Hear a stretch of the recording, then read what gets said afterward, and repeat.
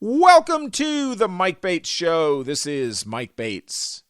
The big news of the day is still the death last week of Supreme Court Justice Ruth Bader Ginsburg, President Trump's expected nomination of her replacement later today, and the impact all this will have on the election. On the one hand, Republicans have an opportunity to put another textualist and originalist justice on the court. But on the other hand, doing so poses serious risks to both Trump and the Republican majority in the Senate come Election Day.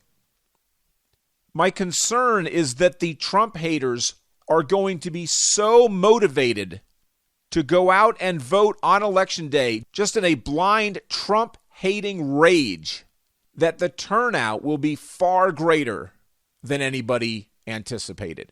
And they're so motivated by that hatred that I think the turnout's going to be quite high anyway.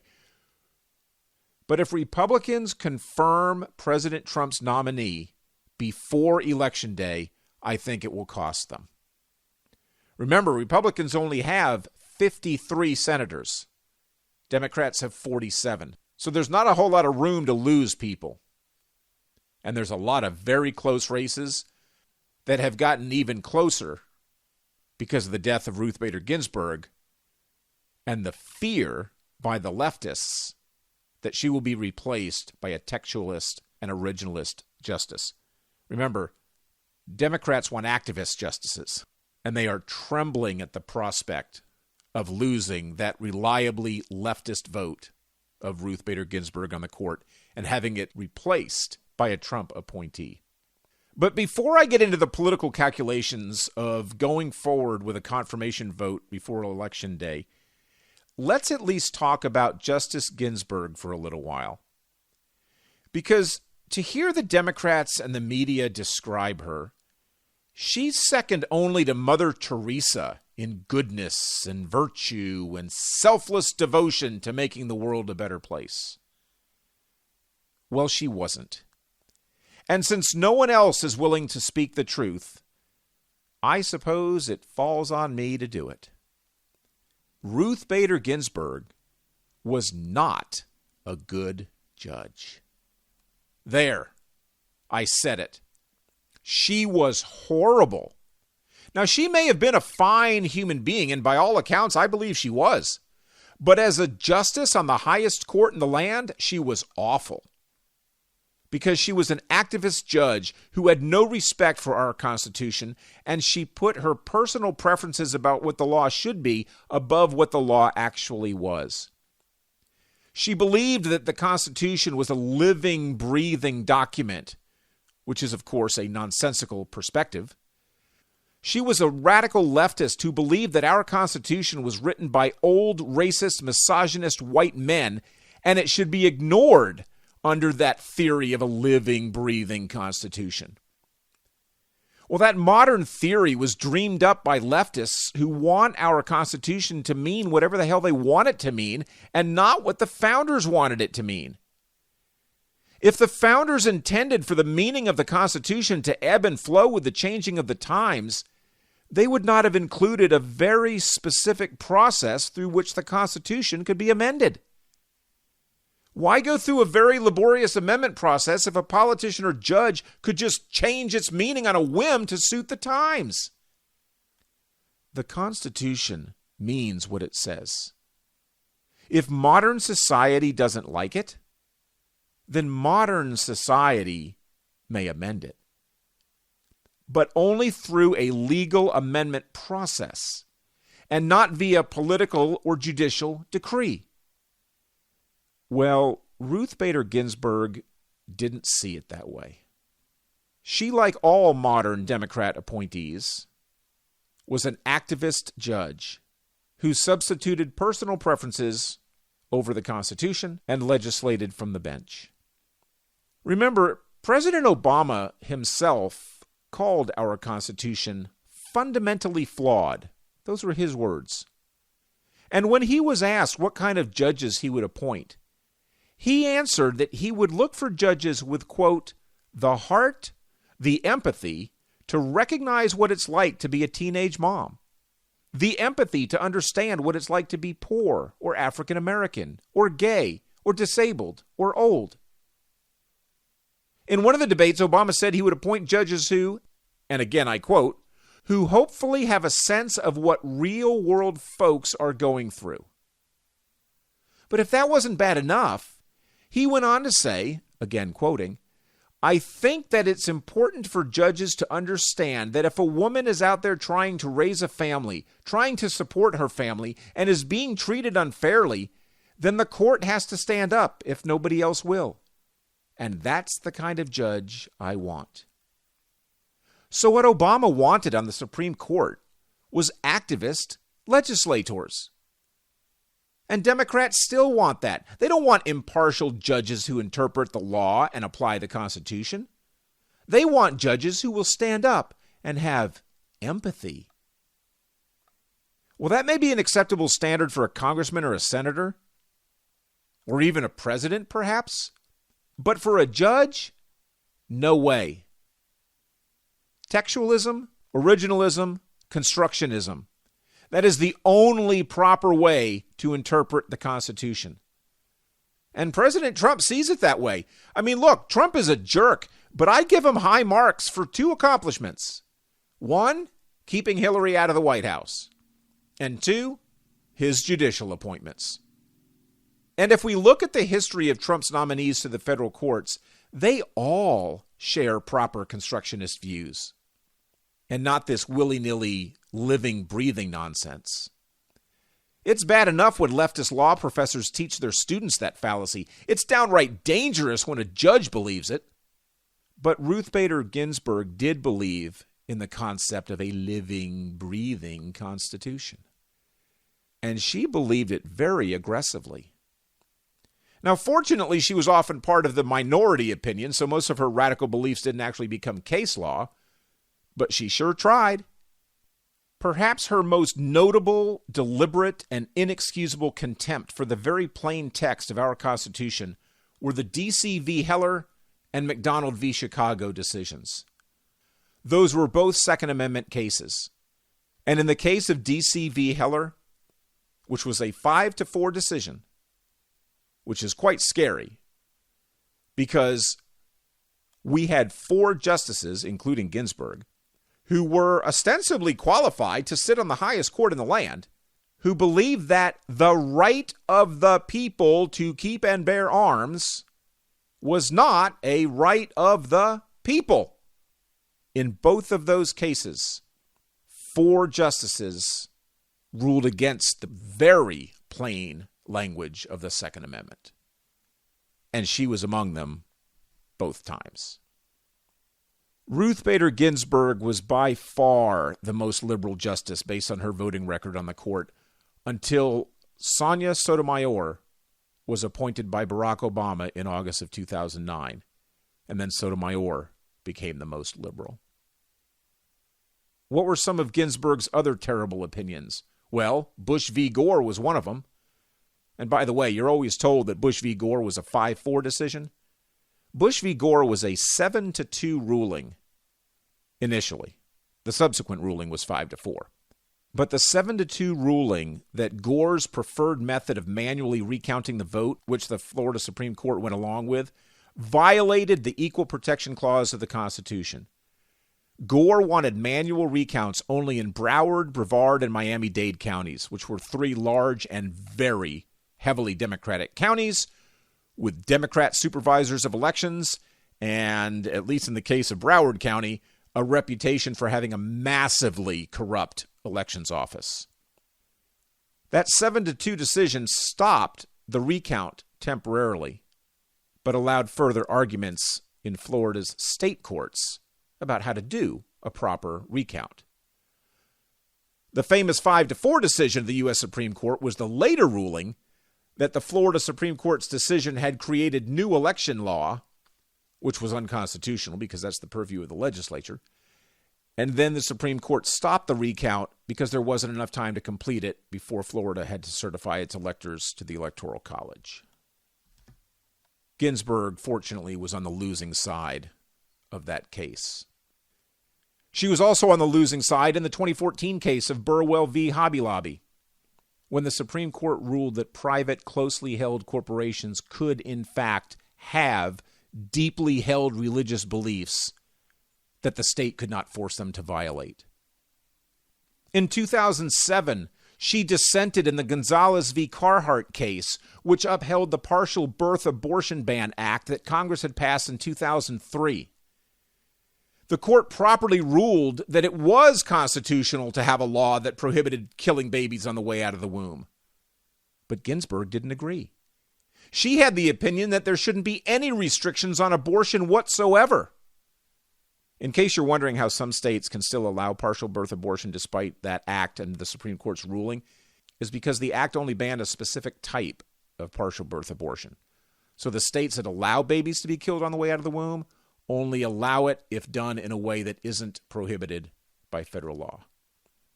The reason Democrats loved Ruth Bader Ginsburg is because of her extreme support of killing unborn children for any reason and at any time.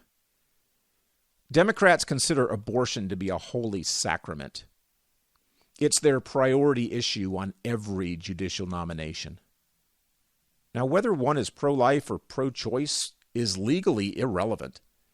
Roe v. Wade was an unconstitutional federal power grab by the court because abortion is not a federal issue. The court fabricated it out of whole cloth. The court of original jurisdiction in Texas should have dismissed it in 1970. But that is precedent.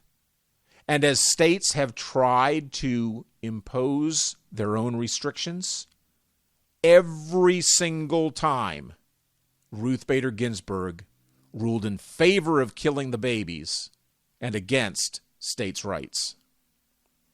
She was part of the majority decision in 2015, Obergefell v. Hodges, the one that legalized homosexual marriages in the United States. They claim that, it's discrimination because a homosexual man can't marry a man. Yeah, well, a heterosexual man couldn't marry a man either. So it wasn't discriminatory at all. The court legislated from the bench. In that case, she was part of the majority. She was also part of the majority in 2005 in Kelo v. City of New London. Now, the Constitution allows private property to be taken for public use as long as the property owners receive just compensation for it through eminent domain. New London, Connecticut, didn't want the property for public use. They wanted it for private use. But private use by someone other than the current owners. So they sought to condemn the property and turn it over to private developers whose project would generate more revenue for the government. Well, I guarantee you the founders did not consider higher tax revenues from a private entity to be a public use. But Ginsburg, along with 4 other activist judges, did. A lot of people who don't know what they're talking about, including a lot of the talking heads on TV, have been making the claim that Ruth Bader Ginsburg is responsible for women being entitled to equal pay for equal work. And that's why she's a feminist folk hero. Well, she's not responsible for that at all. The uninformed idiots, or liars, take your pick, who claim she is, are citing the 2007 Lilly Ledbetter case. Well, first of all, Ginsburg sided with the minority in that decision, so what she wanted didn't happen. And second, Lilly Ledbetter lost. Despite all the disinformation put out by the Democrats about that case, Lilly Ledbetter's case was not about equal pay. It had been illegal to pay women less than men for comparable work and experience since the Equal Pay Act of 1963. 1963, that was 44 years before the Ledbetter case. Ledbetter's case was not about equal pay. It was about the statute of limitations for filing a lawsuit about it. And Ruth Bader Ginsburg's minority opinion was that the clear text of the law should be ignored. Not because statutes of limitations were unconstitutional. No one ever said they were. She just wanted to ignore that particular statute of limitations because she didn't like it. So did Ruth Bader Ginsburg leave her mark on the court? Yeah, she did. But it wasn't a good mark. So what should the Republicans do with this opportunity to replace a terrible justice with a good one? I'll address that when the Mike Bates Show continues. Welcome back to the Mike Bates Show. This is Mike Bates.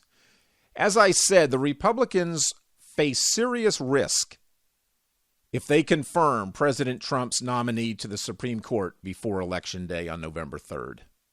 Partly because doing so will motivate the Trump haters even more, but partly because of the perceived hypocrisy of Mitch McConnell and the Republican Senate, who in 2016 refused to even grant hearings to President Obama's nominee, Merrick Garland, because it was an election year. And the American people know that.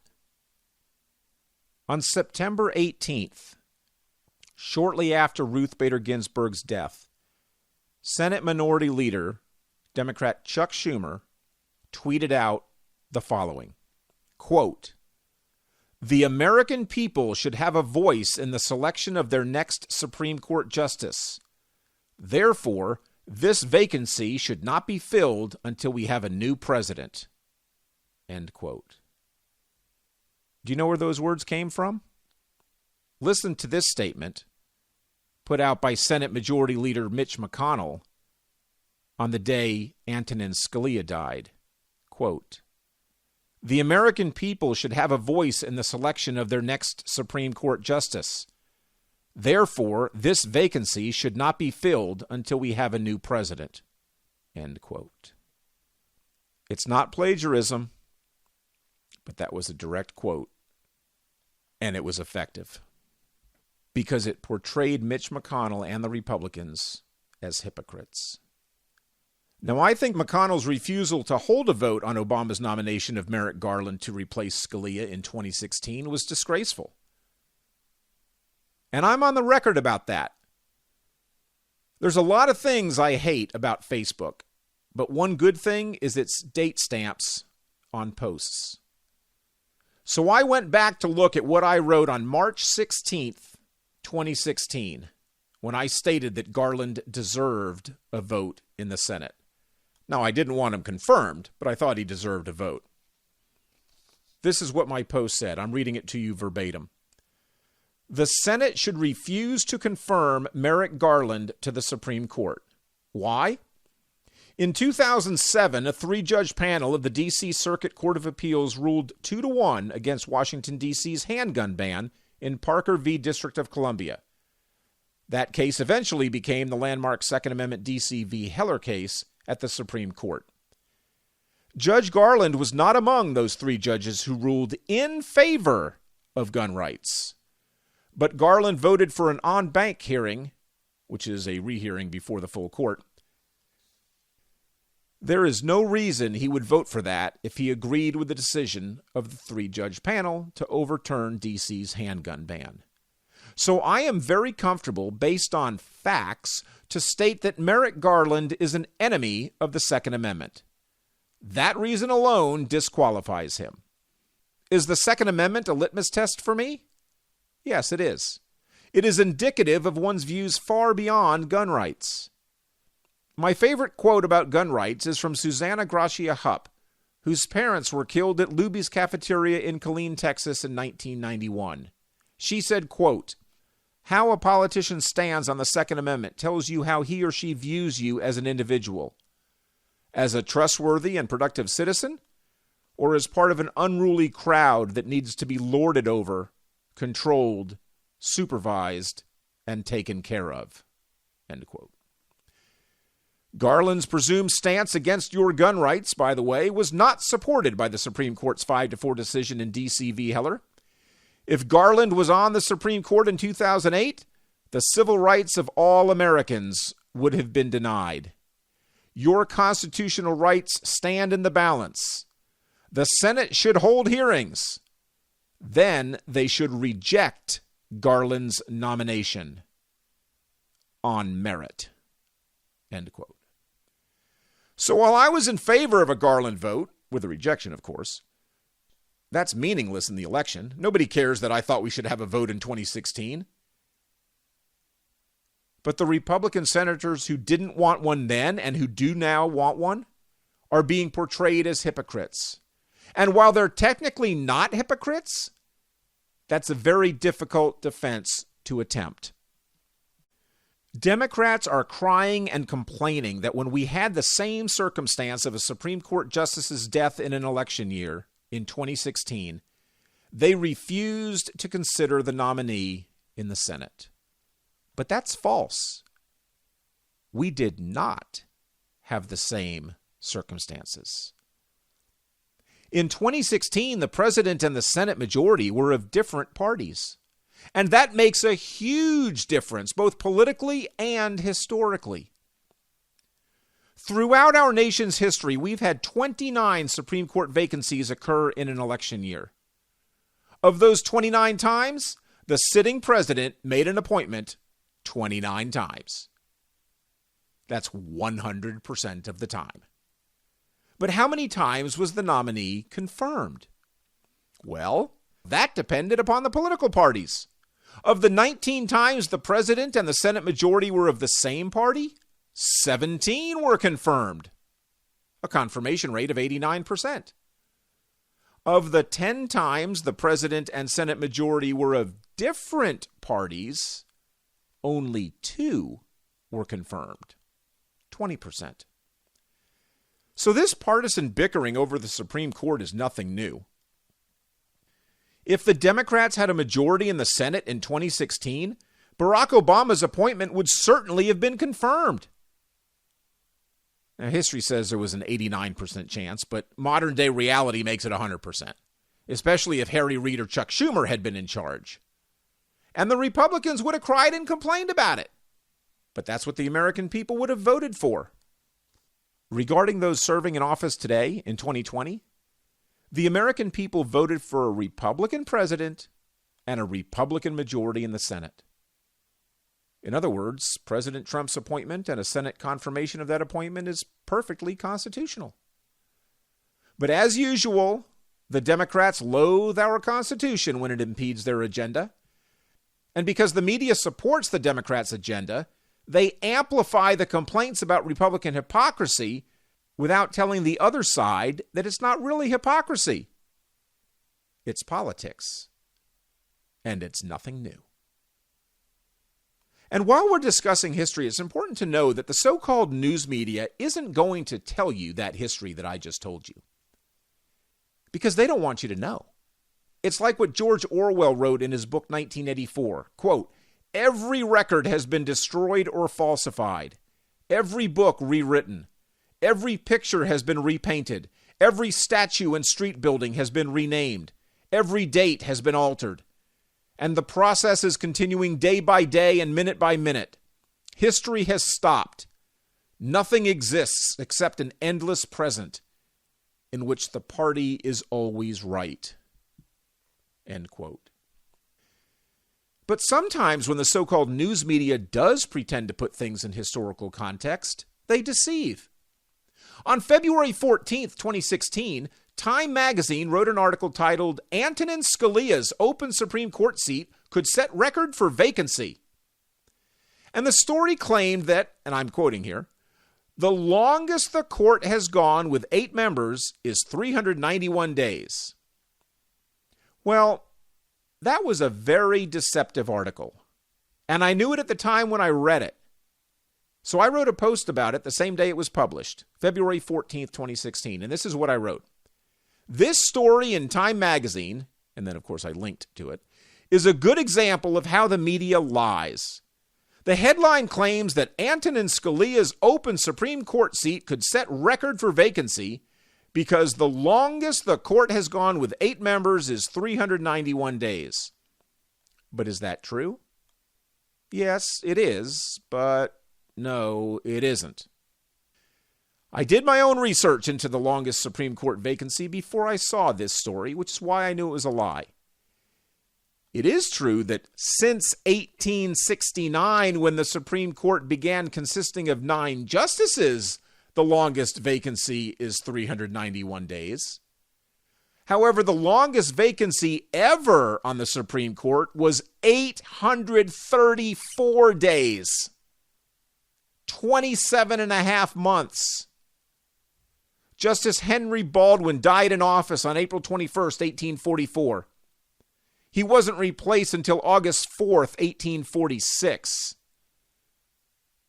President John Tyler of the Whig Party appointed replacements twice. Both were rejected by the Senate for purely partisan reasons. Justice Robert Greer, Baldwin's replacement, was appointed by Tyler's successor, Democrat President James Polk. So it is highly unlikely that the vacancy of Scalia's seat will be anywhere near a record in U.S. history. But the biased writers at Time magazine want you to think it will be, so that you will put pressure on the Senate to confirm an Obama appointee quickly. Don't believe their lies. History matters, which is why it isn't told. Let's take a quick break, and when we get back, we will discuss in more detail whether the Senate should confirm President Trump's nominee to replace Ruth Bader Ginsburg. When the Mike Bates Show continues. Welcome back to the Mike Bates Show. This is Mike Bates. According to Ruth Bader Ginsburg's granddaughter, Clara Spera, Ginsburg's final statement was, quote, "My most fervent wish is that I will not be replaced until a new president is installed." Now, I have no basis to doubt the veracity of Clara's claim, so I'll accept it as fact. But so what? Democrats are demanding that we honor her last request, which is typical of the left.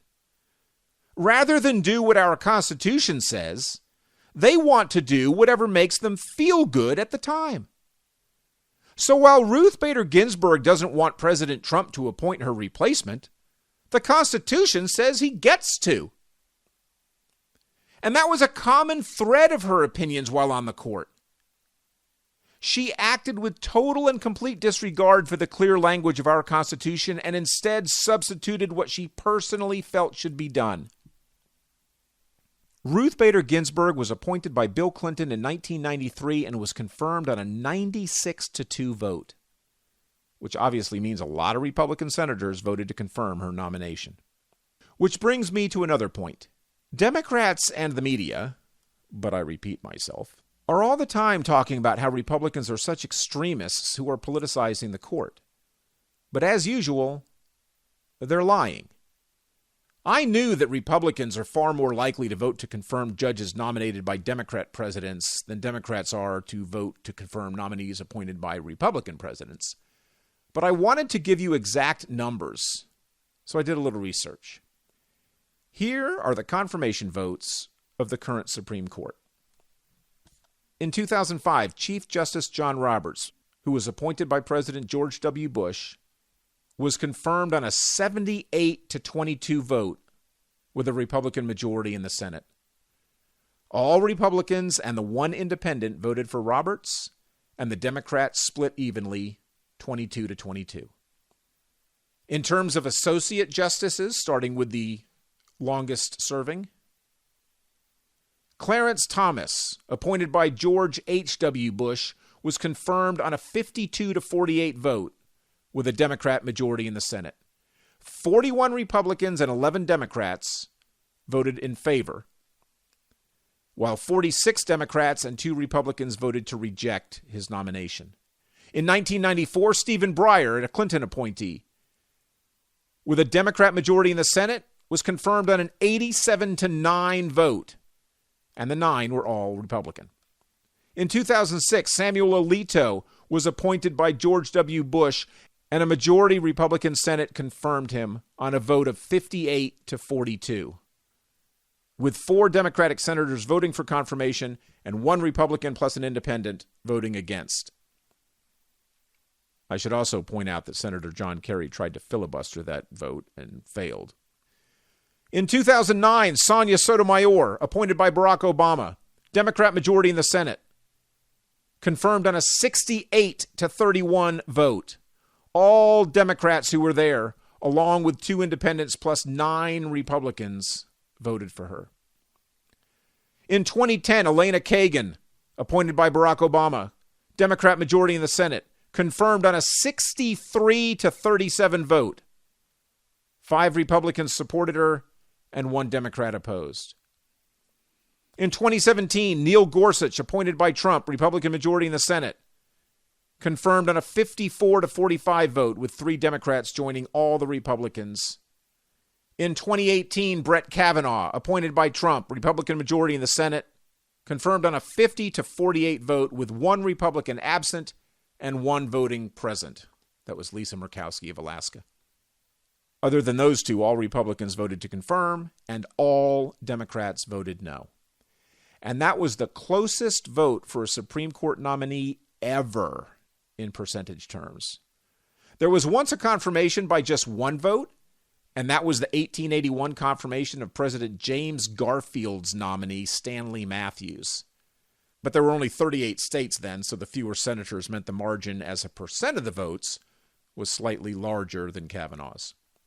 So on the current court, only Justice Thomas was confirmed by a Senate majority that was not the party of the president.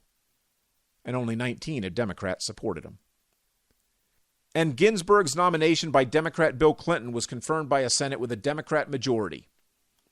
Although I mentioned a little while ago that she was confirmed on a vote of 96-2. And yes, the 2 no votes were from Republicans. In the interest of time, let me just quickly tell you the confirmation vote counts that occurred before those I just mentioned, going back in reverse order to Chief Justice Warren Burger in 1969. David Souter was confirmed by a vote of 90-9. Anthony Kennedy confirmed 97-0. Antonin Scalia confirmed 98-0. William Rehnquist confirmed 65-33. Sandra Day O'Connor confirmed 99-0. John Paul Stevens confirmed 98-0. Lewis Powell confirmed 89-1. Harry Blackmun confirmed 94-0. And Warren Burger confirmed 74-3. So you can see that historically, Senate confirmation votes were not nearly as partisan as they are today. Now, that doesn't mean they rubber-stamped every nominee. In that same period, 3 nominees were rejected by the Senate, and 2 were withdrawn before they could be rejected. And, of course, Merrick Garland never even got a hearing, much less a vote. So what's very certain is that the Senate vote on Trump's nominee will be close. And Republicans can't afford to lose many of their own. We'll address the numbers and some interesting scenarios when the Mike Bates Show continues. Welcome back to the Mike Bates Show. This is Mike Bates. So there are currently 53 Republicans in the Senate and 47 Democrats.